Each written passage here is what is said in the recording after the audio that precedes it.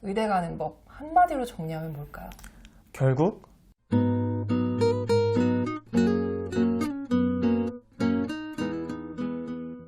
안녕하세요. 교집합 스튜디오 주단쌤입니다. 최근 이런 기사 보시는 분들 많으실 거예요. 초, 중등 학부모님들 중에 10분 중에서 9분이 우리 아이가 자연계에 진학을 했으면 좋겠다. 그리고 그분들 중 절반은 의대를 선호한다. 이런 기사 보신 분들 많으실 텐데요. 그 정도로 과히 의대 열풍이다 라고 해도 과언이 아닌 시기입니다. 그래서 의대 가는 법에 대해서 말씀해 주실 우리 작가님을 스튜디오에 모셨는데요. 안녕하세요. 네, 안녕하세요. 네, 제가 단도직입적으로 한번 여쭤보도록 할게요.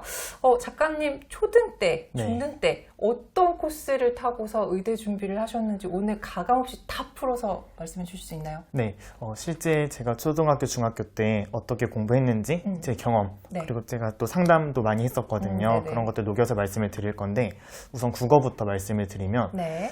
국어는 사실 가장 결국에 초등 시기에 해야 될 부분은 독서거든요. 독서. 네, 사실 이게 독서가 너무 진부하다라는 이야기일 수 있겠지만 결국 문해력적인 측면이나 우리가 독해력 부분에서도 결국 독서를 정말 열심히 했었고, 그러니까 항상 저는 매일 밤 30분에서 1시간씩은 독서를 했었고, 어떤 책을 좀 읽었어요? 그러니까 주로 제가 읽었던 거는 문학 작품 오. 중에서도 이런 현대 문학 오. 위주로 하면서 또 외국 문학으로까지도 넘어가기도 비문학은 하고. 안 봤어요? 이 비문학 같은 경우는 그 초등학교 시기에 우등생 논술이나 또 어린이 과학 동화나 그런 과학 잡지나 일반 시사 잡지를 통해서 다양한 그런 분야에서 익히기도 했어요. 오, 그렇군요. 네네. 그리고 제가 역사 논술 학원을 다녔었거든요. 네네. 사실 이제 국어 학원이 아니라 역사 논술 학원이라서 사실 우리가 한국사가 중학교 2학년 때부터 이제 본격적으로 하면서 어려워하는 친구들도 있거든요. 근데 저는 역사 논술을 했었기 때문에 역사에 대한 그런 관심도 생기게 되면서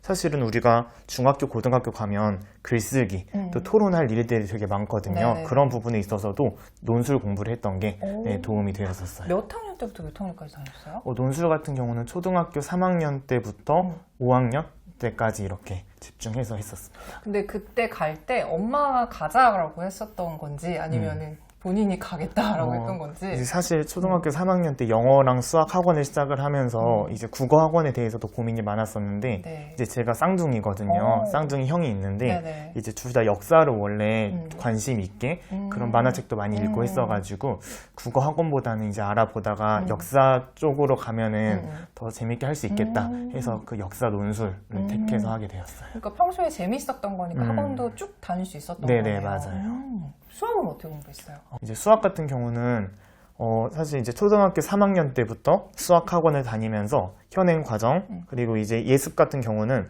사실 요즘 초등 수학 분야에서 보면 의대 반도 벌써 맞아요. 생기고 막 그랬다고 하잖아요. 네네. 저 같은 경우는 그것보다는 이제 현행 과정에 대한 심화 학습과 6개월에서 1년 정도 선행하는 정도로 초등학교 시기엔 했었고 제가 이제 꼭 말씀을 드리고 싶은 건 스스로 한 권 정도는 최소 3회독을 심화 문제집을 하라고 항상 말씀을 드리거든요. 왜냐면 이게 보통 학원을 많이 가잖아요, 수학. 네네. 근데 학원에 다니다 보면 문제를 풀다가 어려운 문제가 나오면 더 깊이 고민을 하려고 하지 않고 사실 선생님한테 이렇게 물어보거나. 별표만 치면 바로 맞아요. 해결이 되잖아요. 맞아요. 근데 이제 스스로 문제를 푸는 연습을 왜 해야 되냐면 당연히 그런 문제 해결력 측면에서도 중요하고 그리고 사실은 이제 중학교, 고등학교에 가게 되면 자기 주도적인 학습이 필요하잖아요. 그때 사실은 스스로 답안지를 읽으면서 아 이게 이 말이구나 하고 적용하는 그 답안지를 스스로 보면서 공부하는 그 능력도 중요하거든요. 그런 부분은 스스로 심화 문제집을 풀면서 해결할 수 있는 부분입니다. 그럼 초등 때 심화 문제집을 뭐 푸는지 혹시 기억해요? 저는 A급 수학, A급 수학. 네네, 이랑 최상위 수학 최상위 요 정도, 수학, 그 정도? 네네, 했었습니다. 그러면은 중등 선행은 몇 학년 때부터 했어요? 중등 선행은 제가 초등학교 5학년부터 본격적으로 좀 했던 것 같아요. 그리고 고등 선행은? 고등 선행은 이게 제가 중학교 때는 이제 뭔가 의대를 가야겠다는 생각이 드니까 되게 고등 선행을 좀 급하게 나갔었거든요. 그래서 저는 실제로 중학교 2학년 때까지 미적분이랑 기하까지 다 끝냈었어요. 엄청 빨리 했네요. 네, 그래서 사실 그때는 그 방향이 맞다고 생각을 했었는데 이제 정말 고등학교에 올라가 보니까 정말 고등학교 1학년 수학 상하 내용도 제대로 안 돼 있는 거예요. 왜냐면 했다고는 했는데. 그쵸, 선행을 너무 개념 위주로만 빠르게 하다 보니까 제 이해 속도가 따라가지 못하고 있었던 거죠. 그래서 이제 제가 말씀드리고 싶은 거는 그렇게 빠른 선행보다는 이제 최소한 고등학교 1학년 수학 상하, 그다음에 고등학교 2학년 수학 1까지는 고등학교 입학 네, 전에 하면은 충분할 것 같다 이렇게 생각을 합니다. 그러니까 막 엄청 급하게 막뭐 3년, 6년 일찍 선행하는 거는 그렇게 도움이 되지 않았다 이런 네네, 얘기인 맞습니다. 거네요. 좋아요. 자, 그러면 영어는 어떻게 공부했을까요? 영어 같은 경우는 일단은 단어를 제일 열심히 외우는 게 좋은데 이제 제가 정말 초등학교 때 잘했다고 생각을 하는 건 단어장을 뭐 여러 권 물론 하긴 했지만 한 권을 무조건 3회독 이상은 하고 넘어갔거든요. 왜냐면 결국 단어들이 다 겹치고 네. 반복되는 부분들이 많기 때문에 이제 한 권을 3회독, 4회독 했던 게 도움이 됐었고 이제 제가 영어 학원도 물론 다녔지만 영어 회화 학원을 따로 다녔던 적이 있어요. 몇 학년 때 다녔어요? 그건 이제 초등학교 3학년 때부터 6학년 때까지 이렇게 집중해서 다녔었는데 이제 그 과정에서 도움이 됐던 게 되게 영어 일기를 쓴다든지 어떤 주제로 영어 글쓰기를 많이 했었는데 사실 우리가 중학교 특히 고등학교에 가게 되면 상위권, 최상위권을 가르는 게 다양한 요소들이 있지만 서술형, 문제, 특히 영작을 어려워하는 친구들이 많거든요. 그렇죠. 요즘에 워낙 영어를 개념 위주로만 많이 네. 배우다 보니까 그래서 그렇게 영작 연습을 했던 게 많이 도움이 됐었고 이제 하나 더 말씀드리면 사실 우리가 영어를 학생들이 어려워하는 이유가 어차피 국어랑 똑같이 문단으로 되어 있는 형태인데 네. 이거 익숙하지 않아서 어려워하는 경우도 많았는데 저는 초등학교 때 그 윈피키드 시리즈가 있는데 되게 그냥 초등학생들도 읽을 만한 수준의 영어 원서로 되어 있는 책이거든요. 그래서 그것도 이제 스스로 어떻게든 읽어보려고 했던 그런 경험도 도움이 되었습니다. 마지막으로 과학 궁금한데요. 네, 과학 같은 경우는 사실 급한 선행보다는 제가 초등학교랑 중학교 시기를 말씀드리고 싶은데 일단 초등학교는 이 과학에 대한 흥미를 가지는 게 가장 중요하거든요. 이과를 가게 그쵸, 된다면. 그쵸. 그래서 저는 이제 과학 잡지, 아까 말씀드렸던 우등생 과학이나 어린이 과학 동화 같은 잡지를 많이 읽었었고 제가 과학 학원을 다녔었는데 초등학교 때는 그게 선행의 목적이 아니라 그 과학 실험도 많이 하고 학원에서 잡지를 이제 읽게 시키고 거기에 대해서 토론을 하는 그런 시간도 있었거든요. 그래서 실험도 하면서 그런 체험 위주의 활동, 또 잡지를 통해서 공부를 했던 부분들, 그런 부분들이 초등 시기에 과학에 대한 그런 흥미를 가지기에는 도움이 되었어요. 그러면 지금 얘기를 쭉 들어보니까 네. 이제 뭐 영어도 학원 다녔고 수학도 학원 다녔고 과학도 학원 다녔고 네네. 그다음에 논술 그쵸, 이제 그쵸. 쭉 다녔고 네. 이게 다 공통적으로 한 시기에 집중적으로 다닌 건 아니죠? 네, 그쵸. 근데 제가 이제 제일 처음에 다니기 시작했던 게 초등학교 3학년 때부터 이제 영어랑 수학 하다가 이제 초등학교 3학년 때 영어랑 수학이 어느 정도 자리를 잡아갈 때 그때 역사 논술도 추가를 하게 됐고 과학은 초등학교 5학년 때부터 네, 했었습니다. 그러면 이제 본인이 생각했을 때 이 네. 사교육을 받은 게 네. 도움이 됐다라고 생각을 하나요? 네, 그쵸. 사실은 이제 사교육 자체가 뭐 좋다 안 좋다라고 제가 말씀을 드릴 수는 없겠지만은 사교육을 받았던 부분이 당연히 도움이 됐지만 이제 제가 이렇게 이제 소개를 드릴 때 항상 걱정되는 부분은 이 영상을 보시고 이제 부모님들이 학원 보내야겠다. 이제 영어 수학만 하는 게 아니라 뭐 과학도 보내고 이렇게 말씀을 하실 수도 있어요. 맞아요. 근데 그렇게 안 하셨으면 좋겠는 게 사실 저는 이 과정 속에서 계속해서 어머니의 도움이 항상 있었거든요. 특히 국어 같은 경우도 항상 제가 초등학교 저학년 때부터 거의 5학년, 6학년 될 때까지 저랑 제 쌍둥이 형 그리고 그 둘을 어머님이 이렇게 책을 항상 읽어주는 시간을 계속해서 가졌었거든요. 근데 그래서 그걸 항상 좀 해주셨으면 좋겠고 대신에 혼자 읽을 수 있는 책 말고 아이가 혼자 읽기엔 좀 어려운 책들이 있잖아요. 근데 부모님 도움을 받으면 또 잘 따라갈 수 있는 그런 책들이고 주로 저는 외국 문학을 어머님이 많이 읽어주셨거든요. 그게 도움이 되었던 것 같고요. 그리고 사실 이제 과학학원 같은 경우는 저는 물론 초등학교 때 다녔지만 꼭 학원을 보내기보다는 과학 잡지를 읽히고 요즘에 제가 즐겨 읽었던 만화책 중에 내일은 실험왕이라는 만화책이 있는데 거기에 보면 또 실험 키트들이 있어서 네네. 간단하게 해볼 수 있는 실험들도 있거든요. 그래서 학원을 한다면 뭐 수학이나 영어 기본 정도고 사실 역사 논술이나 뭐 과학 이런 것들은 필수는 아니다 이렇게 말씀드리고 싶어요. 여기서 이제 궁금한데요. 작가님 학창 시절에 부모님이 이제 네. 어머님이 이렇게 책도 읽어주시고 하셨다고 하는데 네. 우리 엄마는 이런 거 정말 너무 잘해주신 것 같아. 혹은 내가 그때로 돌아갔으면 이런 거 해주셨으면 더 좋았을 텐데 네. 뭐 이런 부분 좀 있을 것 같아요. 네네. 일단 저희 이제 어머님은 전업주부셨고 그래서 네네. 더 많이 케어를 해주셨는데 이제 좋았던 거는 이제 초등학교 시기에는 스스로 뭔가 채점을 하게 되면 뭔가 정직하지 못하게 채점을 할 때도 있고 그쵸. 좀 자신에 대해서 관대하게 많이 넘어가기도 하거든요. 그쵸, 틀리기 그쵸. 싫으니까. 네네. 근데 항상 어머님이 그러니까 흔히 말하는 엄마표의 일환이라고 생각을 하는데 국어든 수학이든 영어든 항상 어머님이 초등학교 때까지는 채점을 채점을 다 해주시고 직접 해주시고. 또 틀린 문제 중에서도 어머님이 봐줄 수 있는 부분들을 같이 봐주셨던 것 그게 도움이 됐었고 그 다음에 어머님이 직접 저희한테 책을 읽어주셨던 것 그것 도움이 됐었고 사실 이렇게 중학교 고등학교 시기는 교과 과정 자체도 어려워지고 이제 부모님이 뭔가 해줄 수 있는 게 많이 없다고들 생각을 많이 하시는데 네. 그 시기에는 항상 어떤 시간이 있었냐면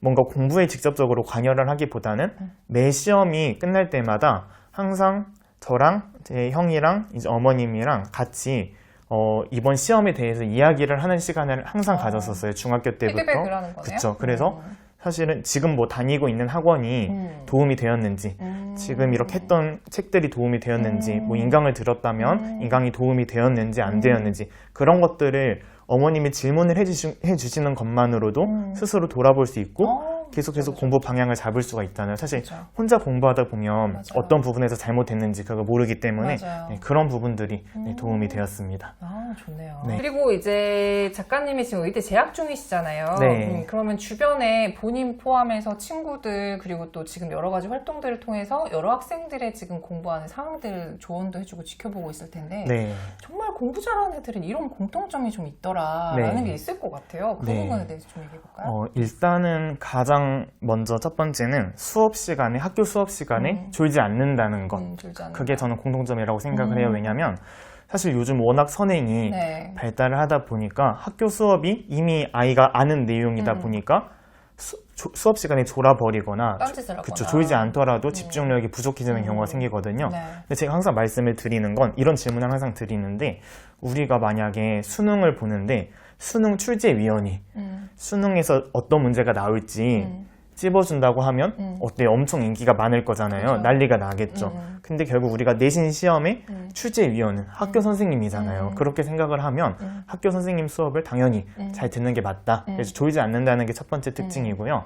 두 번째는 이제 본인이 어떤 공부를 해야 되는지에 대한 확실한 방향성이 있다는 거죠. 그렇기 때문에 사실은 이제 공부를 이제 관심이 없거나 잘하지 못하는 친구들은 그냥 학원에서 해주는 대로, 학교에서 해주는 대로 따라가기만 하는 경우가 많은데 공부를 잘하는 친구들은 그래도 본인이 어떤 부분이 부족하고 내가 어떤 공부를 해야겠다라는 생각들이 잘 잡혀 있더라. 이게 두 번째 이야기가 될 것 같아요. 작가님은 의대를 언제 가려고 했어요? 저는 중학교 때 본인의 결심을 의지였어요? 하게 됐어요. 그럼 그때부터 뭔가 목표가 확실해져서 공부 좀 열심히 할 수 있었겠네요? 네네, 맞아요. 네. 그다음에 세 번째 같은 경우는 사실 학생들이 시험을 앞두고 정말 되게 불안해하고 학생들이 그 불안한 것 때문에 오히려 더 불안해하고 걱정을 많이 하고 네. 공부에 방해가 되거든요. 근데 사실은 정말 시험에 진심으로 준비를 하지 않은 학생들은 오히려 시험을 앞두고 어차피 본인이 좋은 성적을 받지 못할 거라는 걸 알아서 불안함을 거의 가지지 않아요. 오히려 열심히 하는 아이들이 그쵸. 불안하다. 오히려 열심히 공부를 했기 때문에 혹시나 내가 공부하지 않은 게 나오면 어떡하지? 내 예상대로 점수가 나오지 않으면 어떡하지? 하고 불안함이 생기는 거거든요. 그래서 앞으로 아이가 공부를 할 때 뭔가 불안감을 느낀다라고 하면 내가 지금 잘하고 공부를 열심히 했기 때문에 잘하고 있기 때문에 그런 거구나 라고 긍정적으로 받아들이는 자세 이렇게 정리할 수 있겠습니다. 네, 좋네요. 자, 그럼 이 시점에서 우리 학부모님들이 또 궁금하실 것 같아요. 의대를 보내고 싶은데 우리 애가 정말 의대에 잘 맞는 애인지 가서 적응 잘할지 이거는 이제 나중에 결과론적인 부분이잖아요. 네. 하지만 지금 걱정하지 않을 수 없는 부분이기도 한데 네. 실제 의대 다니다 보니까 어떤 역량이 정말 필요하던가요? 저는 네 가지를 말씀을 드리고 싶은데 이제 첫 번째는 어떤 학업적인 부분이 되겠고 당연히 이제 공부를 어느 정도는 잘 해야 그죠. 의대에 갈 수 있겠지만 제가 이제 최근에 아까도 말씀드렸지만 초등학교 때부터 뭔가 의대반이 생기고 그런 부분에 대해서 뭐 옳다 그르다라고 얘기는 할 수는 없지만 안타깝다라고 생각을 한 건 초등학교 의대반이라는 건 제가 말씀드리고 싶은 이 네 가지 중에서 학업 역량만 집중을 한 거거든요. 사실 이 네 가지가 다 필요하다고 저는 네, 생각을 네. 하는데 그래서 그게 안타까웠고 그게 어쨌든 첫 번째는 학업적인 능력이고 두 번째가 저는 성실성, 또 성실성. 꾸준함 이런 것들이라고 생각을 하는데, 왜냐면 사실은 의대를 입학하고 바로 의사가 되는 게 아니라 의대는 이제 4년이 아니라 6년이고 또 전문의까지 보통 많이 하려면 인턴하고 레지던트 다 합치면 5년 하고 사실 또 군의관, 남학생이라면 군의관까지 하면 정말 11년에서 14년 길게 봐야 하는 공부고, 이 기간 동안에 슬럼프 없이 잘 공부를 해내야 하거든요. 결국에는 본인만의 어떤 루틴대로 공부를 할 수 있어야 되고 규칙적인 공부 습관이 필요하다는 거죠. 그래서 이 부분에 대해서는 초등학교 시기에 플래너, 학습 플래너를 당연히 완벽하지는 않더라도 부모님이 이제 아이랑 같이 만약에 숙제가 있다고 하면은 몇 시부터 몇 시까지는 어떤 숙제를 할 거고, 사실 이렇게 플래너 아이한테 하나 선물해 주셔서 대략적으로라도 쓰는 습관, 그 습관만 미리 길러두면은 중학교, 고등학교, 또 나중에 의대에 가서도 규칙적인 생활, 또 성실한 모습 보일 수 있을 거예요. 네, 그게 두 번째 부분이고, 세 번째는 사실은 의대에 있다 보면 되게 의대 공부에 집중을 하다 보니까 주변 이 세상이 어떻게 돌아가는지 그런 부분에 대해서 부족해질 수 있거든요. 근데 결국에 의사는 정말 다양한 환자분들과 소통을 해야 되죠. 세상 돌아가는 이야기를 알아야 되고, 맞아요. 또 어떻게 보면 의사는 사업가의 일부이기도 하거든요. 그렇기 때문에 세상에 대한 어떤 폭넓은 관심을 저는 세 번째로 잡고 싶고, 그래서 사실은 의사가 되려면, 좋은 의사가 되려면 의대 지식만 가지고 있는 의사는 너무 많잖아요.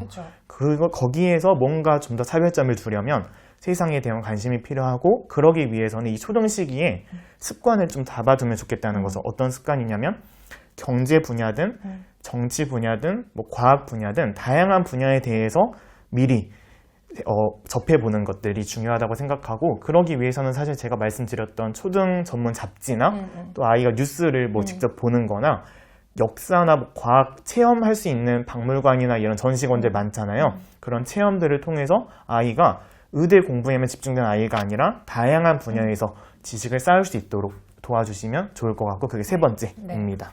그리고 네 번째는 의사는 사실은 혼자서 공부를 잘한다고 해서 훌륭한 의사가 될 수 있는 게 아니라 정말 다른 의사들 또 간호사분들이랑 소통하고 협력을 해서 그래야 좋은 치료가 나오거든요. 그러려면 결국에 소통 능력, 그리고 정말 응급실 생각을 해보면 긴박한 상황들이 많고 거기에서 결단력 있게 결정을 내릴 수 있는 그 리더십도 정말 중요하거든요. 그래서 이런 부분들은 사실 초등학교 때 뭔가 반장, 부반장 경험이 없으면 또 중학교 때 갑자기 하는 게 힘들어하는 친구들도 있거든요. 그래서 초등학교 시기에 각종 어떤 뭐 미술이라든지 토론이라든지 다양한 대회들도 많이 나가보고 또 반장, 부반장 이런 경험들을 통해서 적극성 또 소통 능력을 쌓아주시면 도움이 될 거라고 생각합니다. 지금 이제 작가님이 해준 얘기를 쭉 듣다 보니까 이게 수시에서 학생부 종합전형에서 꼭 필요한 능력들이네요. 네, 맞습니다. 네, 실제로 좋은 학교에 가기 위해서 이제 준비해야 되는 것들이 실제 의사가 되는데도 상당한 도움이 되는 부분이에요. 네, 맞습니다. 자, 마지막으로 이것만 이제 여쭤보고서 마무리를 해볼게요. 의대 가는 법 한마디로 정리하면 뭘까요? 결국 고등학교 시기에 시행착오가 없어야 한다라는 거고, 시행착오가 있더라도 바로 일어날 수 있어야 된다는 건데요. 사실은 초등학교, 중학교 시기에 정확하게 어떻게 공부를 해야 되는지, 어떤 습관을 가져야 되는지 정리가 되어 있지 않으면 고등학교 시기에 수많은 시행착오를 겪게 되거든요.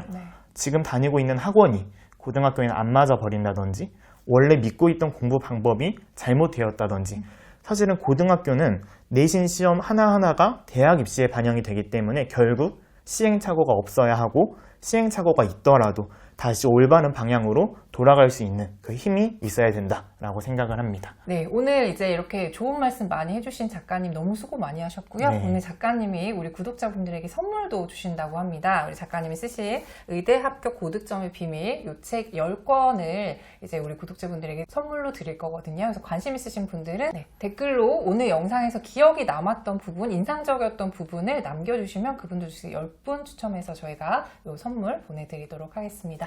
네, 오늘 길지 않은 시간 동안 좋은 말씀 해주셔서 너무 감사합니다. 수고하셨습니다. 네, 감사합니다.